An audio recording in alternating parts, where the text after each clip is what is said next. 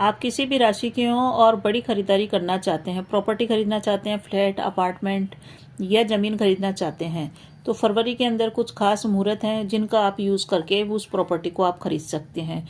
और अगर आप प्रॉपर्टी बेचना चाहते हैं और बेचने के लिए आप सोच रहे हैं कि शुभ मुहूर्त में ही बेचें, तो शुभ मुहूर्त भी वही है इसके अंदर जिसमें आप प्रॉपर्टी खरीद भी सकते हैं, बेच भी सकते हैं।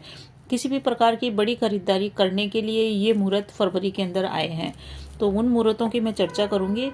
तो स्वागत है आपका ज्योतिष, वास्तु और उपाय के चैनल पे। अगर आपको मेरा ये प्रयास अच्छा लगे तो कमेंट में जय श्री राम अवश्य ही लिखिए।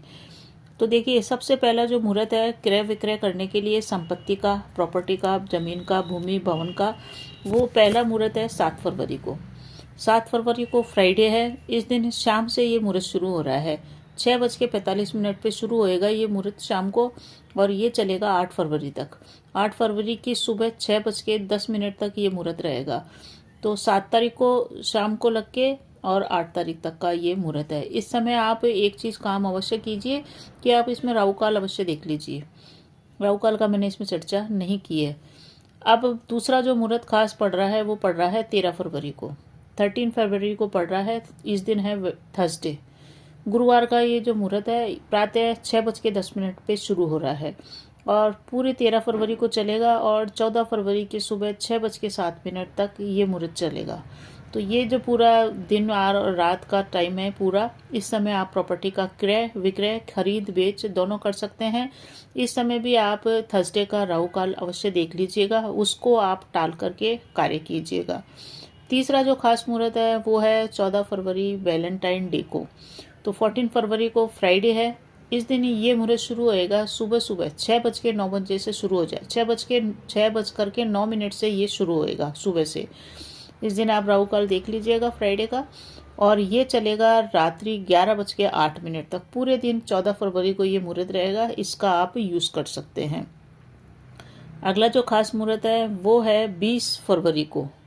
20 फरवरी को गुरुवार है। इस दिन जो मुहूर्त पड़ रहा है ये सुबह 6:05 से स्टार्ट हो रहा है। तो 6:05 के बाद आप संपत्ति का क्रय विक्रय कर सकते हैं।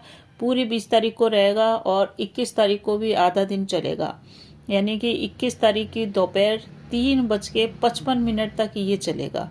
तो बहुत बढ़िया है, ये भी काफ़ी बड़ा सा टाइम आपको मिल रहा है। इस समय आप 20 तारीख का भी राहु काल देखिएगा और 21 फरवरी का भी आप राहु काल देख करके काम कीजिएगा। अगला मुहूर्त पड़ रहा है 28 फरवरी को।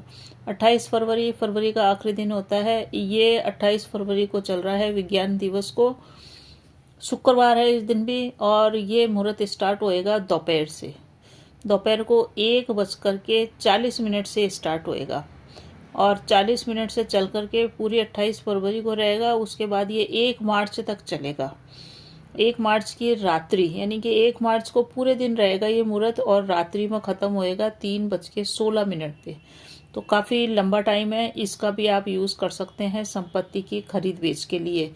इन सभी मुहूर्तों का आप यूज़ कर लीजिएगा। सपोज आपका मुहूर्त 7 फरवरी को था, 7 फरवरी को आपको बातचीत चलती रही और 7 फरवरी को आपने बात स्टार्ट करी परंतु डील फाइनल नहीं हुई, तो फिर अगली डील आप करना चाहते हैं तो 13 फरवरी को आप कर सकते हैं। तो इस टाइप से भी यूज़ आप इस समय का कर सकते हैं।